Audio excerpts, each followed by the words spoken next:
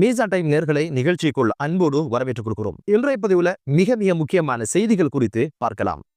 இஸ்ரேலிலிருந்து Donald ட்ரம்புக்கு வந்த ரகசிய கடிதம். மத்தியர்களுக்கு மொத்தமும் இஸ்ரேலினுடைய ஆசீர்வதிக்கப்பட்ட பூமி என அறிவிப்பு.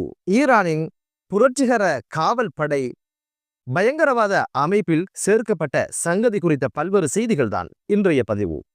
இஸ்ரேலிலிருந்து டொனால்ட் ட்ரம்புக்கு அனுப்பி வைக்கப்பட்ட கடிதம் யார் எழுதினாங்க, அதுல என்னதான் இருக்கு அப்படின்னு பல்வேறு விஷயங்களை தேடி பார்த்ததுல அந்த கடிதத்தின் உள்ளடக்கம் என்ன அப்படின்னு பாத்தீங்கன்னா, அந்த கடிதம் இப்படி தொடங்குது.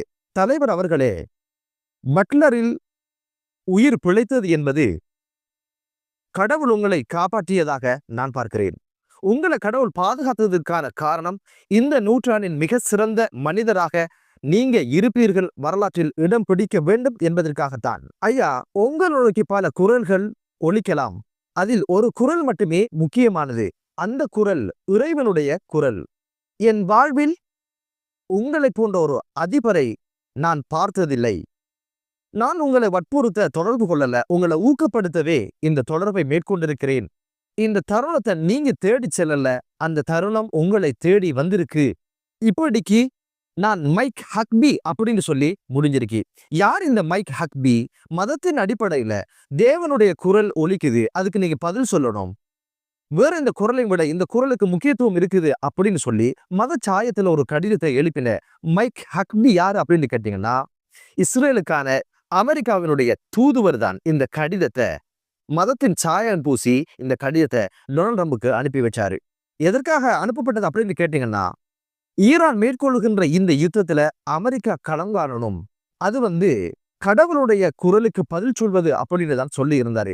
இஸ்ரேல் ஈரான் மீது தாக்குதல் நடத்திய 12 நாள் யுத்தம்.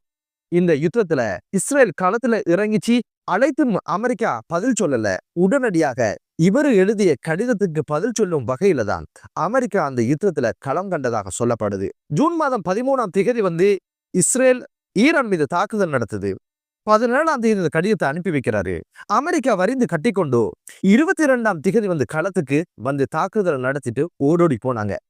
இந்த கடிதம் இப்போது ஏன் பேசப்படுது அப்படின்னு கேட்டீங்கன்னா, இந்த குறித்த மைக் ஹக்பி ஈரான் மீது யுத்தம் நடத்தணும், அது கடவுளுடைய குரலுக்கு பதில் சொல்வது அப்படின்னு சொல்லி மீண்டும் அமெரிக்க ஜனாதிபதி டொனால்ட் ட்ரம்புக்கு அழுத்தம் கொடுப்பதாகத்தான் சொல்லப்படுது. இவர் ஊடகங்களுக்கு கூறிய ஒரு சர்ச்சை மிக்க ஒரு விஷயம் இப்போது முழு மத்தியர்களுக்கு நாடுகளிலும் மிகப்பெரிய ஒரு பதட்டத்தை ஏற்படுத்தியிருக்கு.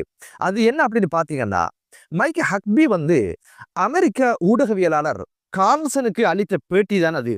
அந்த பேட்டியில என்ன சொன்னாரு அப்படின்னு கேட்டீங்கன்னா, பெரிய இஸ்ரேல் என்பது கடவுளால் ஆபிரகாமுக்கு அருளப்பட்ட பூமி அது அப்படின்னு சொல்லிட்டு, இந்த பூமியை இஸ்ரேல் கைப்பற்றுவது என்பது பயங்கரவாதமோ ஆக்கிரமிப்போ கிடையாது, அந்த எல்லை இஸ்ரேலுக்கு உரியது, இது கடவுளுடைய ஆசீர்வாதத்தினாலும் கடவுளால் தேர்ந்தெடுக்கப்பட்ட மக்களுக்கான நிலமாகவே அது இருக்குது, அதை வேதங்கள் உறுதிப்படுத்தியிருக்கு அப்படின்னு ஒரு விஷயத்த சொன்னது இப்போது மிகப்பெரிய ஒரு பேசுபொருளாக மாறியிருக்கு. இந்த பரந்த இஸ்ரேல் அல்லது பெரிய இஸ்ரேலுடைய எல்லைகள் என்ன அப்படின்னு பாத்தீங்கன்னா, பேச்சஸ் கணக்கோ ஏக்கர் கணக்கோ நாடோ கிடையாது. மத்திய கிழக்கின் மிகப்பெரிய நாடுகள் எல்லாம் வளர்ச்சி போடுகின்ற எல்லை தான் அது. பரந்துபட்ட எல்லை என்பதுதான் இப்போது மத்திய கிழக்கு நாடுகள்ல மிக பெரும் பரபரப்பான செய்தியாக இப்போது இது பேசப்படுது. அப்போது ஊடகவியலர் கேட்டாரு, இஸ்ரேல் இவ்வாறு மிகப்பெரிய நிலப்பரப்பை எடுத்துக்கொள்வது அநியாயமாக இல்லையா அப்படின்னு சொன்னதுக்கு இந்த தூதுவர் மைக் ஹக்பி என்ன சொன்னார் அப்படின்னு கேட்டீங்கன்னா, முழுமையாக அந்த நிலத்தை இஸ்ரேல் எடுத்துக்கொண்டால் அது எனக்கு மிகப்பெரிய சந்தோஷத்தை தருகின்ற, எனக்கு ஏற்புடையதாக இருக்கும் அப்படின்னு ஒரு விஷயத்த சொன்னாரு. ஊடகவியலாளர் விடவே இல்லை, கிறுக்கு புடி பிடித்து கேட்டாரு, ஐரோப்பா வம்சவழியைச் சேர்ந்த பெஞ்சமின் நெதன்யாகுக்கும் அவருடைய சமூகத்துக்குமாக பல்லாயிரம் ஆண்டுகள் வாழ்ந்து வந்த பலஸ்தீன மக்களை இடம்பெயர செய்வதும் அங்கிருந்து அவர்களை அகற்றுவதும் அநியாயமாக இல்லையா, இது எப்படி சரியாக இருக்கிறது என்ற கேள்வியை கேட்ட பொழுது முழிக்க ஆரம்பித்திருக்கிறாரு. பதில் இல்லாமல் திணற ஆரம்பிச்சிருக்கிறாரு. பொருத்தமில்லாத ஏதோ ஒரு பதில சொல்லி கடந்து போனதாகவும் மைக் ஹக்பிக்கு சங்கடமாகவும் இருந்ததாகவும் ஊடகவியலாளர் அவருடைய அனுபவத்தை சொல்லி இருந்தாரு. அந்த எல்லையை எப்படி அவர் சொல்லியிருக்கிறார் அப்படின்னு கேட்டீங்கன்னா, நைல் நதி தொடங்கி யூப்ரடிஸ் நதிக்கரை வரைக்கும் இஸ்ரேலுக்கான எல்லைகள் தான் அப்படின்னு சொல்லி இருந்தாரு. இந்த எல்லைகள் என்ன அப்படின்னு பாத்தீங்கன்னா, முழு பலஸ்தீன் ஜோர்தான்ட பெரும்பாலான நிலங்கள், சிரியா மற்றும் லெபனான் அதனுடைய பரந்துபட்ட பெரும் பகுதி, சவுதி அரேபியா, ஈராக் போன்ற நாடுகள்ல குறித்த சில பகுதி, அதே போல எகிப்தினுடைய நைல் நதியை அண்டி இருக்கின்ற அனைத்து பிரதேசங்களும் இது உள்வாங்கப்படும் என்பதுதான். நைல் நதி தொடங்கி யூப்ரடிஸ் நதி வரைக்கும் என்ற அவருடைய நில அளவின் மொத்த தொகை அப்படின்னு சொல்லப்படுது. இந்த ஒட்டுமொத்த நிலங்களும் கடவுளால் ஆசீர்வதிக்கப்பட்டு கொடுக்கப்பட்ட நிலங்கள். அதை பெறுவது ஒன்றும் ஆக்கிரமிப்பு கிடையாது என்ற ஒரு வாதத்தையும் அவர் முன்வைச்சாரு. இந்த ஒரு விஷயம் அரபு ஊடகங்கள்ல செய்தியாக வெளிவந்ததுக்கு பிறகுதான் கோமால இருந்த, இரவு முழுக்க திண்டி பகல் முழுக்க தூங்குகின்ற போய்ரஸ் கோழிகளாக இருக்கின்ற அரபு நாட்டு தலைவர்கள் விழித்து ஊடகங்களை பார்த்தாங்க.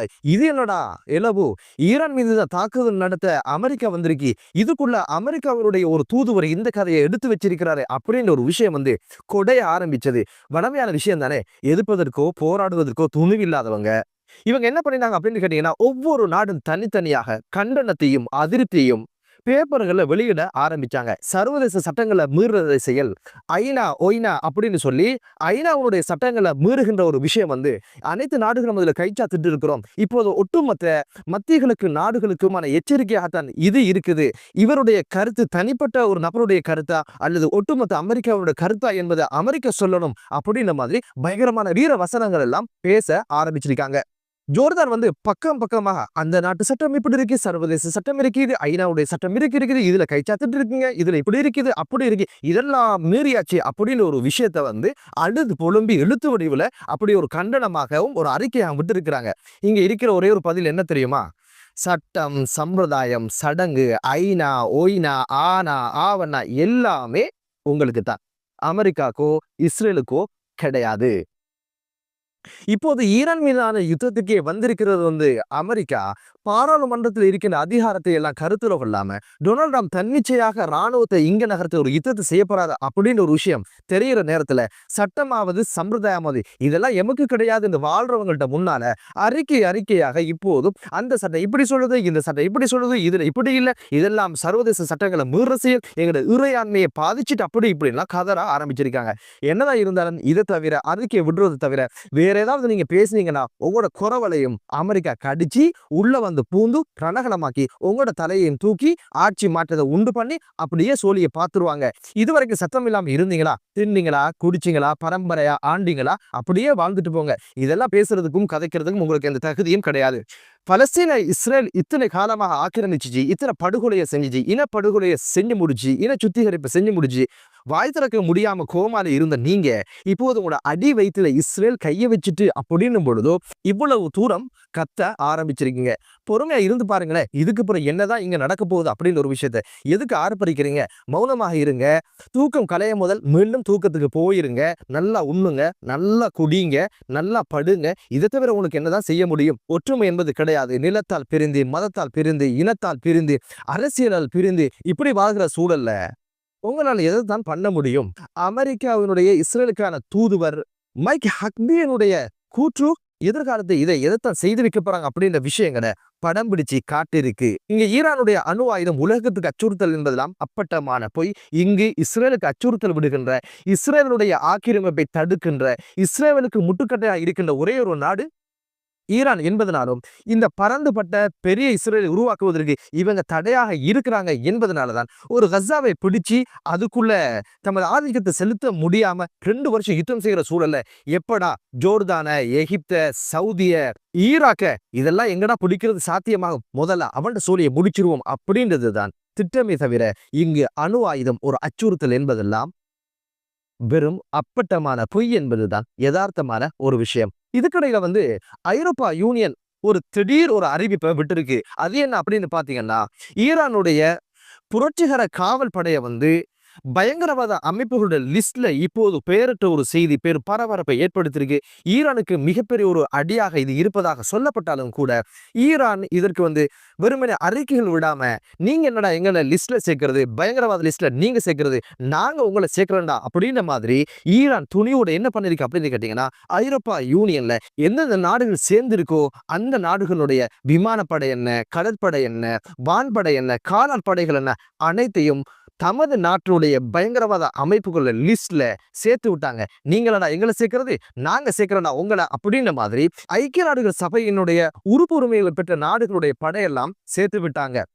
உண்மையில ஈரானுடைய இந்த நடவடிக்கை வரவேற்கத்தக்கது. காரணம் என்ன அப்படின்னு பாத்தீங்கன்னா, சட்டங்களை எல்லாம் மீறி சர்வதேச இறையாண்மை எல்லாம் உடைச்சு கொண்டு அமெரிக்கா ஈரான் மீது தாக்குதல் நடத்த வந்திருக்கு. இதுக்கெல்லாம் வாய் திறக்காத நீங்க 2.5-3 வருஷங்கள் அப்பாவி மக்களை கொண்டு குத்த இஸ்ரேலுக்கு எதிராக கண்டனங்களையோ அறிக்கைகளோ தடைகளோ விதிக்காத நீங்க இப்போ அள்ளி கட்டிட்டு எமது இராணுவத்தை பயங்கரவாத லிஸ்ட்ல நீங்க சேர்க்கிறீங்களா, நாங்க சேர்க்கிறோம்டா அப்படின்னு சொல்லி தைரியமாக அந்த முடிவை எடுத்தது.